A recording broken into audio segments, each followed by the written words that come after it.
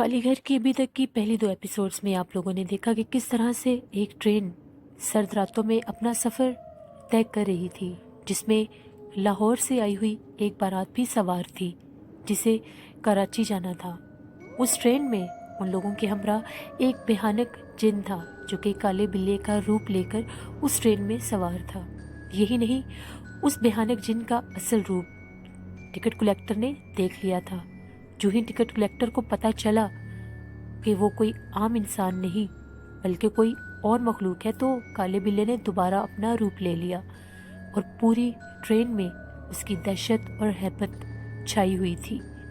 जब train Karachi station पर पहुंची तो वो काला बिल्ला उस बारात के हमरा समनाबाद भी जा पहुंचा, जहां पर उसने अकबर की दुल्हन नीलम की बरी में और जेवरात में वो गलासत भर दी कि वो जेवरात और लिबास दुल्हन के पहनने के काबिल ना रहे। सब अपनी जगह पर बहुत ज़्यादा परेशान थे, क्योंकि दूल्हे की अम्मी साबरा ने उस काले बिल्ले को उस घर में भी देख लिया था। फिर उसके बाद साबरा, बाबर अली और मामू फुरकान अनारकली जा पहुंचे नीलम के लिए निकाह के टाइम से पहले शादी का जोड़ा खरीदने। जब वो लोग घर से निकले तो उन लोगों ने तसल्ली कर ली कि हम लोगों के पास इतने पैसे होने चाहिए कि हम नीलम के लिए शादी का जोड़ा खरीद सके। साबरा और बाबर अली के पास 10-10 हज़ार थे और मामू फुरकान ने अपने पास 15,000 रखे थे। जब गाड़ी अनारकली पहुंची तो वहाँ उन लोगों ने एक शॉप में जाकर दुल्हन के ड्रेसेस देखना शुरू कर दिए। तो वहाँ उन्हें नीलम के लिए एक बहुत खूबसूरत जोड़ा पसंद आया, जिसे फ़ौरन पैक करवा लिया गया। लेकिन जो ही पेमेंट की बारी आई, साबरा ने अपना पर्स खोला तो उसकी हवाइयाँ उड़ गईं, क्योंकि उसके पर्स में 1 रुपया भी नहीं था। बाबर अली ने कहा, साबरा, हो सकता है कि तुम जल्दी में पैसे घर ही भूल आई हो। साबरा का ये कहना था कि मैंने पूरे हवास के साथ पैसे अपने पर्स में रखे थे और मैं आते हुए गाड़ी में भी देखती आई थी, फिर एकदम से पैसे कहाँ गए। उन दोनों की बातें सुनने के बाद मामू फुरकान और बाबर अली ने भी अपनी जेबें टटोलना शुरू कर दी। जब बाबर अली ने अपनी जेब में हाथ डाला तो उनकी जेब में भी 1 रुपया नहीं था। मामू फुरकान ने कहा कि तुम लोग परेशान मत हो, मेरे पास इतने पैसे हैं कि हम लोग नीलम के लिए ये जोड़ा खरीद सकते हैं। जो ही मामू फुरकान ने अपने कोट की जेब में हाथ डाला तो उनके माथे पर भी बहुत ज़्यादा परेशानी की लहर दौड़ पड़ी, क्योंकि उनकी कोट की जेब में 1 रुपया भी नहीं था। वो तीनों बहुत ज़्यादा हैरान और परेशान हुए कि एकदम से हम लोगों के साथ ऐसा कैसे मुमकिन हो गया कि हम लोगों के सारे पैसे ही गायब हो गए। फिर उन लोगों ने उन शॉपकीपर्स के साथ माजरत की और उस दुकान से बाहर निकलकर वापस घर आ गए। सारे रास्ते साबरा बार बार अपना पर्स खोल के देखती रही कि मैंने तो यही पैसे रखे थे। सब अपनी जगह पर परेशान थे। जब वो लोग घर आए तो उनकी परेशानी को देखकर नीलम की वालदा माजदा उनसे पूछने लगी कि ऐसा क्या हुआ है, जिस पर साबरा ने सारी बात सुना डाली। तो वाजदा का ये कहना था कि साबरा, तुम मेरी बहन हो, नीलम तुम्हारी बेटी है। नीलम के पास बहुत से खूबसूरत जोड़े हैं, तुम्हें परेशान होने की ज़रूरत नहीं। नीलम उनमें से कोई जोड़ा पहन लेगी, वो भी तुम्हारी बेटी है। और तुमने कौन सा कोई जानबूझकर किया है? अल्लाह की तरफ से कोई आफत आई है, टल जाएगी। फिर नीलम को अपने ही जोड़ों में से एक खूबसूरत सा जोड़ा निकालकर पहनने को कहा गया। वो बहुत ज़्यादा खूबसूरत लग रही थी। रास्ता भी उसके साथ थी, सभी लड़कियां उसके साथ थी, जिन्होंने नीलम को बहुत ज़्यादा खूबसूरत तैयार किया, उसके हुस्न को 4 चांद लगाए। अब निकाह का टाइम बिल्कुल करीब था। इशा की अजान हो चुकी थी और इशा के फ़ौरन बाद निकाह का टाइम था। बाबर अली ने फ़ौरन से एक लड़के को भेजा कि जल्दी से जाओ और मौलवी साहब को बुला कर लाओ। थोड़ी ही देर के बाद जब वो लड़का वापस आया तो वो बहुत ज़्यादा परेशान था। उसका ये कहना था कि मौलवी साहब नहीं आ सकते, उनको 104 बुखार है। नीलम के वालिद फयाजुल हसन को बहुत ज़्यादा गुस्सा आया कि मौलवी साहब को भी आज ही बीमार होना था। उधर से निकाह का टाइम बिल्कुल सर पे था। अब हम क्या करेंगे? सब बहुत ज़्यादा परेशान थे, क्योंकि एक के बाद एक मुसीबत उनको घेरे हुए थी। फिर जल्दी में दूरी एक इलाके के इमाम साहब को बुलाया गया, तो वो इमाम साहब आ गए। थोड़ी ही देर के बाद निकाह की रस्मात शुरू हो गई। मगर अजीब बात तो ये थी कि वो इमाम साहब जितनी बार भी निकाह का फॉर्म फिल करना चाहते थे, उसमें से एक खाना ऐसा था जिसको वो चाह कर भी फिल नहीं कर पा रहे थे। कोई ऐसी गैर मरई ताकत थी जो उन्हें बार बार रोक रही थी। अब जितनी दफ़ा भी वो नीलम के वालिद साहब का नाम लेना चाह रहे थे, वो नीलम के वालिद का नाम फयाजुल हुसैन की जगह सरफराजुल हुसैन कह रहे थे, जिस पर सब लोगों को शदीद गुस्सा आ रहा था कि ये आखिर कर क्या रहे हैं। खैर, उन इमाम साहब ने अटकते अटकते बहुत ही मुश्किल के साथ वो निकाह करवा दिया। जो ही उनकी नज़र अकबर पर पड़ी, अकबर के पाँव में बैठे एक बेहानिक बिल्ले को देखकर इमाम साहब के जिस्म पर जिस तरह से कोई लरसा तारी हो गया हो। उन्होंने जल्दी जल्दी गिरते पड़ते वो निकाह करवाया। सब ने खुदा का शुक्र अदा किया कि जैसे तैसे अकबर और नीलम का निकाह हो गया। उसके बाद मौलवी साहब में इतनी भी हिम्मत ना हुई थी कि वो वहाँ पर रुककर खाना खाते। उन्होंने जल्दी से निकाह की करवाने की रकम वसूल की और वहाँ से चलते बने। अब सबसे अकबर बारी बारी मुबारकें वसूल कर रहा था और वो काला बिल्ला बहुत ही भयानक नज़रों से अकबर की तरफ देख रहा था और गुस्से से उस कमरे में दाखिल हो गया जो कमरा दुल्हा दुल्हन के लिए सजाया गया था। वहाँ सब नीलम को बहुत ज़्यादा मुबारकें दे रहे थे और उस कमरे में नीलम को बिठाया गया था जो उसके और अकबर के लिए तैयार किया गया था। वहाँ पर एक साइड पर फ्रूट्स और मिठाई की भी एक प्लेट रखी गई थी और उसी ट्रे में एक दूध का गिलास भी रखा गया था। सब औरतें और लड़कियां नीलम के पास ही मौजूद थे। हर कोई उसके हुस्न के चर्चे कर रहा था। उसके हुस्न की तारीफें अकबर तक भी जा पहुंची थी, जो बहुत ज़्यादा बेचैन था कि कब जाकर वो अपनी दुल्हन का दीदार करेगा। थोड़ी ही देर के बाद सब रूम में थे। नीलम की नज़रें अकबर को ढूंढ रही थी कि जो उसका जीवन साथी है वो कहाँ है। अब रात के 11 बजे का टाइम था। सब ख़वातीन और औरतें उस कमरे से बाहर आने लगी तो राशिदा ने नीलम का दुपट्टा और मेकअप दुरुस्त कर दिया और खुद उस कमरे से बाहर जाने लगी। सब घर वालों ने अकबर को छेड़ते हुए कहा कि जाओ, अब तुम रूम में चले जाओ। जो ही अकबर ने कमरे में पाँव रखा तो उसने नीलम की खौफजदा आवाज़ें सुनी। अभी राशिदा, वाजदा और साबरा कमरे के बाहर ही थीं। जब उन्होंने नीलम की चीखों की आवाज़ें सुनी तो वो अंदर भागी। तो उन लोगों ने क्या देखा कि वही भयानक काला बिल्ला उस ट्रे में आराम से बैठा दूध पी रहा है। अकबर की नज़र जब उस काले बिल्ले पर पड़ी तो उसकी हैरत दंग रह गई कि ये तो वही बिल्ला है जो हम लोगों के साथ ट्रेन में था। ये यहाँ भी आ गया और पहले भी इसने इतना उधम मचाया था और अब नए सिरे से ये यहाँ पर क्या कर रहा है, जबकि बिल्ला तो डरने वाला था ही नहीं। वो आराम से बड़े मज़े से गिलास का सारा दूध पी गया। नीलम बहुत ज़्यादा खौफजदा होकर कमरे के दरवाजे तक आ पहुंची थी और वहीं पर खड़ी डर के उस बिल्ले की तरफ देख रही थी। अकबर जो ही उस बिल्ले को मारने के लिए आगे बढ़ा तो उसको ऐसा लगा जिस तरह से उसके पाँव किसी गैर मरेल ताकत ने पकड़ लिए हैं।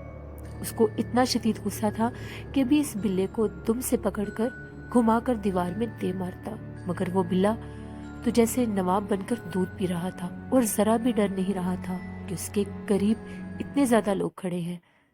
उस काले बिल्ले ने इत्मीनान के साथ वो सारा दूध पिया। अपनी सुर्ख जुबान निकालकर दूध के जो कतरे उस ट्रे में गिरे थे वो उनको भी चाट गया और फौरन से पहले उस ट्रे में से छलांग लगाकर जमीन पर आया और अकबर को बहुत ही खौफनाक नजरों से देखने लग गया।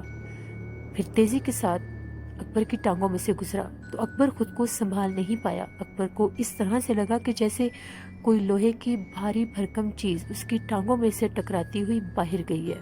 वो खुद को संभालते संभालते बहुत मुश्किल से बचा, वरना वो गिर जाता। वो बहुत ज्यादा हैरान था कि एक बिल्ले में इतनी ताकत कैसे हो सकती है। फिर दोबारा से नीलम को बेड पर बिठाया गया।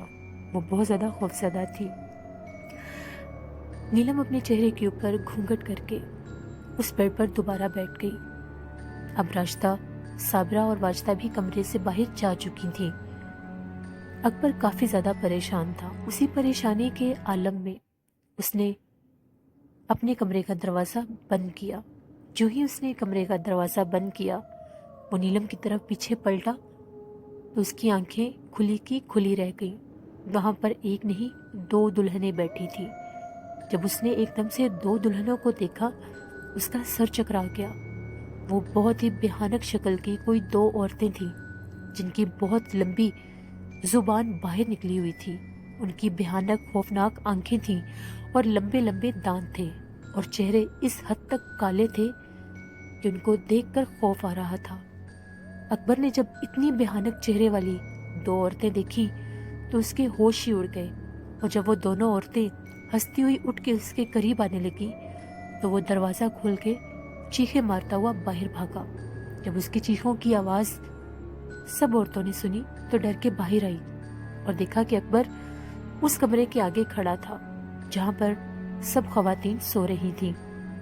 جب صابرہ نے اور واجدہ نے اکبر کو باہر کھڑے دیکھا تو وہ پریشانی کے عالم میں باہر بھاگی کہ کیا ہو گیا ہے. اکبر کے گلے میں سے آواز ہی نہیں نکل رہی تھی. وہ تھر تھر کانپ رہا تھا اور ہاتھ سے اشارہ کر رہا تھا اس کمرے کی طرف. پھر اس کو ایک سائڈ پر بٹھایا گیا اور اس کو پانی پلایا گیا.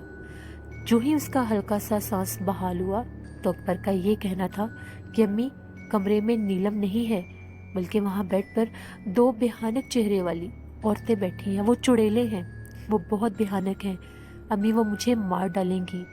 وہ میری طرف بڑھ رہی تھیں. جو ہی میں نے انہیں اپنی طرف بڑھتے دیکھا میں باہر بھاگا. وہاں پر نیلم نہیں ہے. سب بہت زیادہ پریشان ہو گئے. اس بات نے تو جیسے جنگل میں آگ ہی لگا دی ہو. راشدہ کو فوراً کہا گیا کہ جلدی سے جاؤ ماموں فرقان کو جگا کر لاؤ. اسی گھر میں 2 گیلریاں چھوڑ کر ایک ڈرائنگ روم میں سب مرد حضرات کا سونے کا بندوبست کیا گیا تھا. راشدہ نے کہا کہ میں اتنی رات کو وہاں پر نہیں جاؤں گی، ڈرائنگ روم کافی دور ہے. جس پر صابرہ کا یہ کہنا تھا کہ شکیلہ کو ساتھ لے جاؤ. پھر راشدہ اور شکیلہ دونوں ماموں فرقان کو جگانے کے لیے گئی. وہ دونوں بہت سہمی اور ڈرتی ڈرتی ان کوریڈورز کو کراس کرتے ہوئے جا رہی تھی. جو ہی وہ اس ڈرائنگ روم کے پاس پہنچی، اندر گھپ اندھیرا تھا. کوئی نہیں جانتا تھا کہ ماموں فرقان کہاں سو رہے ہیں. وہ بہت زیادہ گھبرائی ہوئی تھی اور بالکل آہستہ سی آواز میں سرگوشی میں باتیں کر رہی تھی کہ کس طرح سے ماموں فرقان کو ڈھونڈیں گے. ماموں فرقان اپنے بستر میں لیٹے ابھی جاگ ہی رہے تھے. جو ہی انہوں نے دیکھا کہ دروازے میں کوئی 2 لڑکیاں کھڑی ہیں اور آپس میں باتیں کر رہی ہیں تو وہ اپنے لحاف سے باہر نکل آئے. جب انہوں نے دیکھا کہ وہاں پر راشدہ اور شکیلہ کھڑی ہیں اور بہت پریشان ہیں تو انہوں نے باہر آ کر پوچھا کہ خیریت ہے تم لوگوں کو، کیا ہوا ہے؟ جس پر راشدہ کا یہ کہنا تھا کہ جلدی چلے، آپ کو امی بلا رہی ہیں. اس کا اس قدر پریشان لہجہ دیکھ کر ماموں فرقان فوراً ان کے ساتھ ہو لیے. جب ماموں فرقان وہاں پر پہنچے تو ان کے ہوش ہی اڑ گئے. اکبر جس کو اس وقت اپنی دلہن کے ساتھ ہونا تھا ان کے ساتھ کھڑا تھا اور بہت ہی زیادہ پریشان تھا. اس سے پہلے کہ ماموں فرقان کچھ پوچھتے اکبر فوراً سے بول پڑا، ماموں وہاں پر نیلم نہیں ہے. وہاں پر 2 بہت ہی بھیانک چہرے والی چڑیلیں بیٹھی ہوئی ہیں جو مجھے مار ڈالیں گی. وہ بالکل میری طرف بڑھ رہی تھیں. جو ہی وہ میری طرف بڑھی میں اس کمرے سے باہر بھاگ آیا. سب بہت زیادہ پریشان تھے. صابرہ کہہ رہی تھی ماموں فرقان آپ جا کر دیکھیں آخر وہاں پر کیا ہو رہا ہے، ایسا کیسے ممکن ہے؟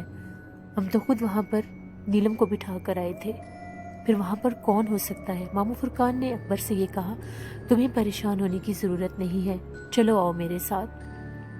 ماموں فرقان نے جو ہی اکبر کا ہاتھ پکڑا اور اس کمرے کے پاس پہنچے تو تھوڑا سا آگے جھانک کر دیکھا تو نیلم اسی بیڈ پر بیٹھی ہوئی تھی.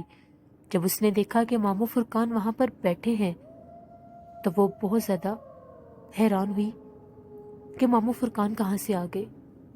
ماموں فرقان نے دروازے پر دستک دی اور پوچھا، نیلم بیٹا تم ٹھیک ہو؟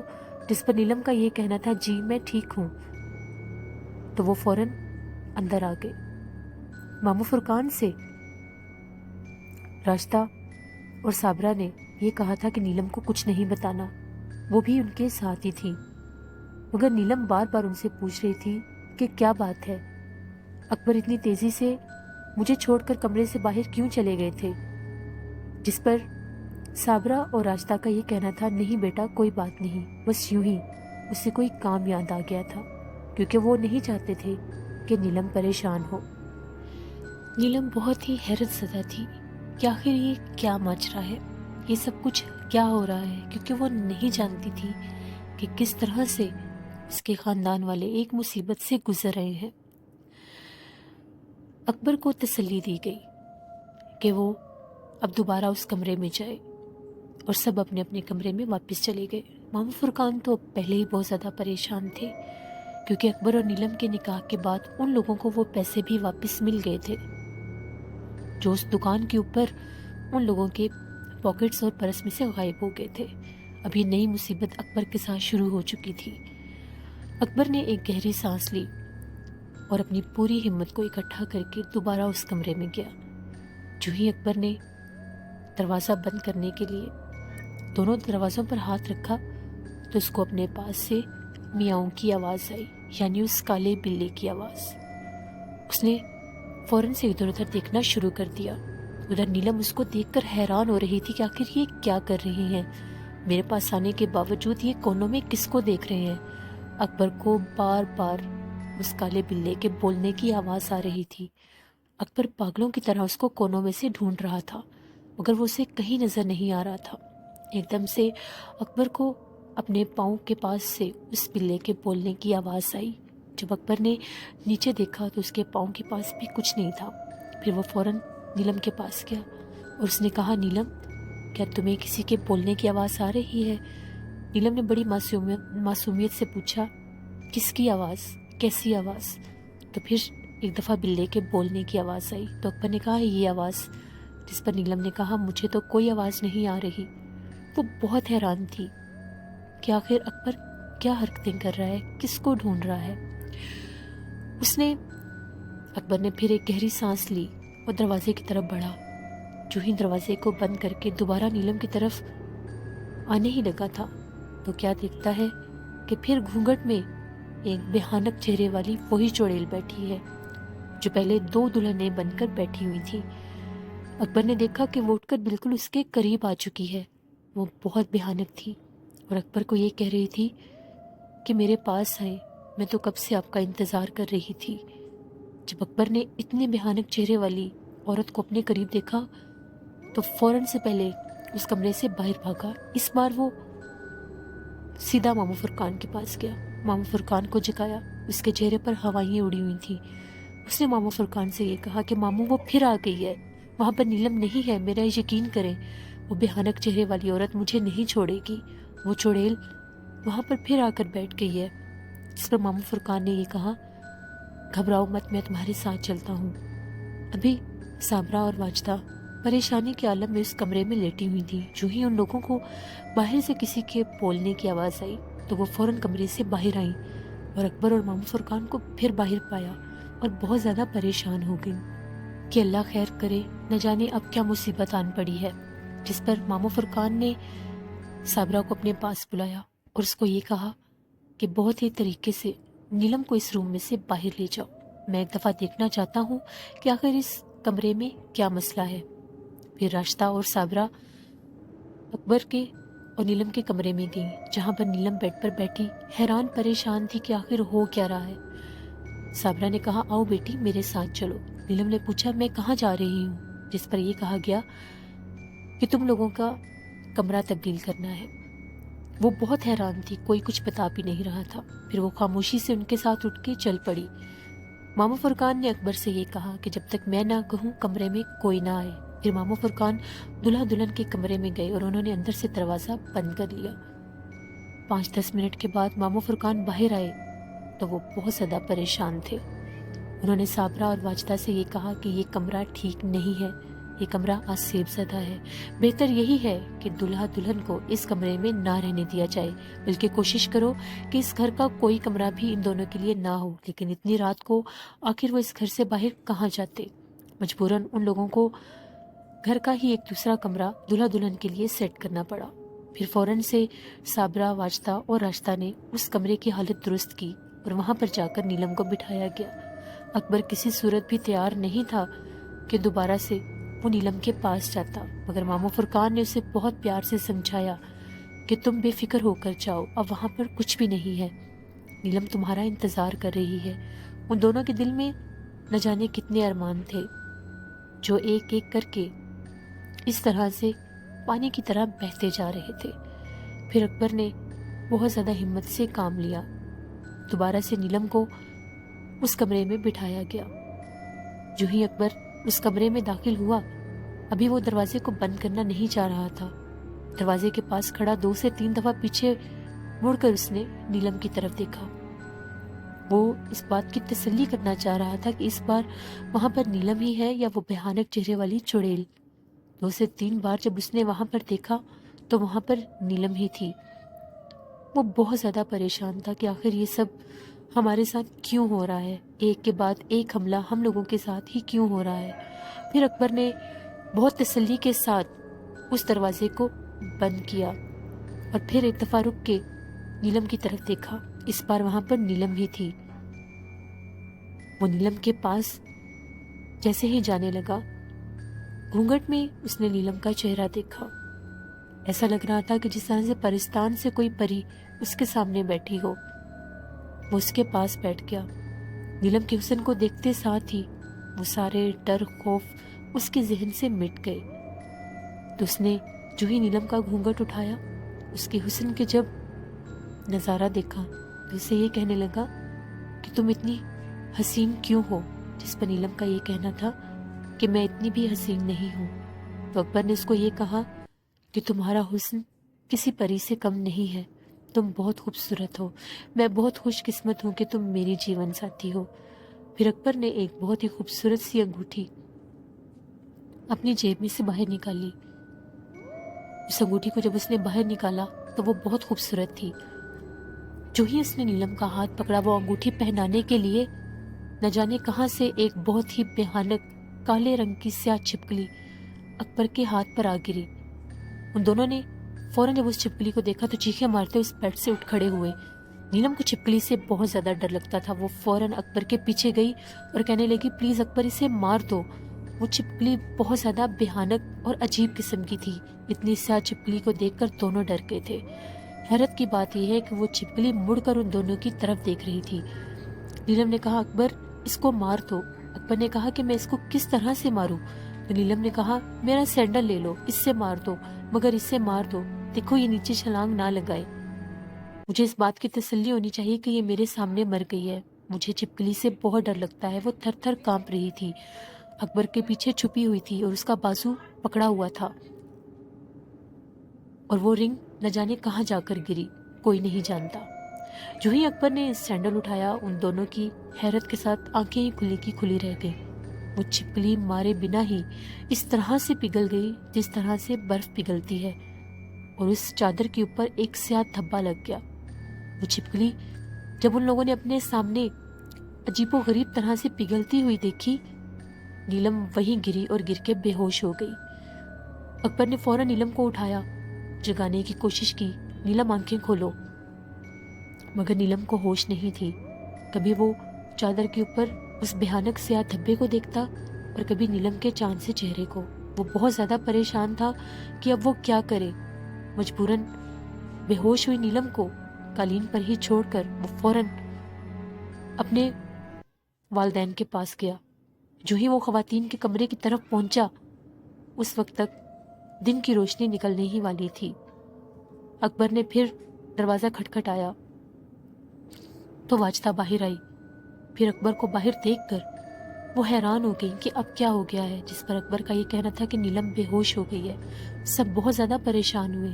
ساری خواتین باری باری نیلم کے روم میں جا پہنچیں۔ صابرہ بھاگتی ہوئی بے ہوش ہوئی نیلم کو اپنی گود میں لینے لگی۔ پانی کا گلاس منگوایا گیا اور اس کے چھینٹے نیلم کے چہرے پر مارے گئے۔ تھوڑی ہی دیر کے بعد نیلم نے آنکھیں کھول لی اور حیرت سے اپنے پاس جب سب کو دیکھا تو بہت زیادہ ڈر گئی اور صابرہ سے یہ کہنے لگی کہ میں ٹھیک ہوں خالہ، جس پر صابرہ نے یہ کہا نہیں بیٹی لیٹی رہو۔ پھر سب نے پوچھا کہ آخر وہ چھپکلی کیا تھی، کہاں سے آئی تھی، جس پر نیلم کا یہ کہنا تھا کہ میں نے اپنی پوری زندگی میں اتنی بھیانک چھپکلی نہیں دیکھی۔ وہ چھت سے گری تھی اکبر کے ہاتھ پر جب اکبر مجھے رنگ پہنانے لگا تھا۔ جو ہی وہ اکبر کے ہاتھ پر گری، پھر وہ بیڈ پر گری اور وہ ہم لوگوں کو دیکھنے لگ گئی۔ اس سے پہلے کہ اکبر اسے مارتا، وہ پگھل گئی اور دیکھیں چادر کے اوپر وہ سیاہ دھبا بھی موجود ہے۔ جب سب لوگوں نے اس سیاہ دھبے کو دیکھا، وہ بہت ہی عجیب و غریب قسم کا کوئی دھبا تھا، ایک بڑا سا کالا سیاہ دھبا، اور اس میں سے بہت گندی بدبو بھی آ رہی تھی۔ وہ سب لوگ بہت زیادہ پریشان ہو گئے تھے۔ ماموں فرقان تک بھی یہ بات جا پہنچی تھی۔ ماموں فرقان بہت زیادہ پریشان تھے۔ وہ کچھ سمجھ نہیں پا رہے تھے، کیونکہ وہ جانتے تھے ہو نہ ہو اس کا تعلق اس کالے بلے سے ہی تھا۔ پھر سب عورتوں نے نیلم کو وہاں سے اٹھایا اور خواتین کے کمرے میں لے گئی۔ وہاں پر نیلم کو ایک نیند کی گولی دے دی گئی۔ وہ ساری رات کی جاگی ہوئی اور تھکی ہوئی وہیں پر قالین کے اوپر ہی کمبل اوڑے لیٹ گئی۔ اکبر، جس کا نیند اور خوف سے برا حال تھا، وہ چپ چاپ ماموں فرقان کے بستر میں گھس کے سو گیا۔ ابھی پوری طرح سے سورج نے اپنی آنکھیں نہیں کھولی تھی، دھند بھی تھی اور ہلکی ہلکی روشنی بھی تھی۔ ماموں فرقان کو عادت تھی کہ وہ صبح سیر پر جاتے تھے۔ ماموں فرقان نے اپنا مفرل لیا اور گھر سے باہر نکل گئے سیر کے لیے۔ اس سنسان سڑک پر ماموں فرقان اکیلے ہی سیر کرتے ہوئے جا رہے تھے کہ ایک دم سے ماموں فرقان کو ایسا لگا کہ ان کے پیچھے کوئی بھاری قدموں کے ساتھ چلتا ہوا آ رہا ہے۔ جب ماموں فرقان نے پیچھے پلٹ کر دیکھا تو ان کو دھند اور کوہرے میں کمبل اوڑے کوئی پرچھائی سی نظر آئی۔ ابھی وہ اس پر غور کرنا ہی چاہ رہے تھے کہ ان کے قریب کمبل اوڑے ہوئے ایک شخص آ کر کھڑا ہو گیا اور ان سے یہ پوچھنے لگا کہ آپ فیاض الحسین کے گھر سے آئے ہیں؟ جس پر ماموں فرقان کا یہ کہنا تھا نہیں، میں بابر علی کے گھر سے ہوں۔ تو اس آدمی کا یہ کہنا تھا ایک ہی بات ہے کہ آپ بارات کے ساتھ ہیں؟ ماموں فرقان نے کہا جی میں بارات کے ساتھ ہوں۔ ماموں فرقان نے پوچھا آپ کون ہیں؟ تو اس کا یہ کہنا تھا کہ میں فیاض کا پڑوسی ہوں اور میں آپ سے کوئی بات کرنا چاہتا ہوں۔ کیا آپ اس لڑکی کے بارے میں جانتے ہیں؟ ماموں فرقان نے کہا کہ اگر تو تم اس کے کردار کشی کرنے آئے ہو تو یہیں پر اپنی زبان کو روک لو، اب وہ ہماری بہو ہے اور اس کی شادی ہو چکی ہے، ہماری عزت ہے۔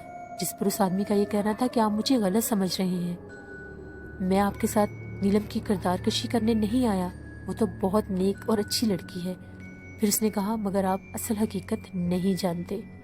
پھر اس نے ماموں فرقان کو ایک ایسا راز بتایا جس پر ماموں فرقان کی زبان سے بے اختیار یہی نکل رہا تھا کہ نہیں، ایسا نہیں ہو سکتا، یہ جھوٹ ہے۔ پھر ماموں فرقان کو پوری بات بتاتا ہوا وہ آدمی آگے نکل پڑا۔ ماموں فرقان میں بالکل بھی ہمت نہیں تھی اتنا سب کچھ سن کے آگے جانے کی۔ ماموں فرقان وہیں سے واپس گھر کی طرف آ گئے۔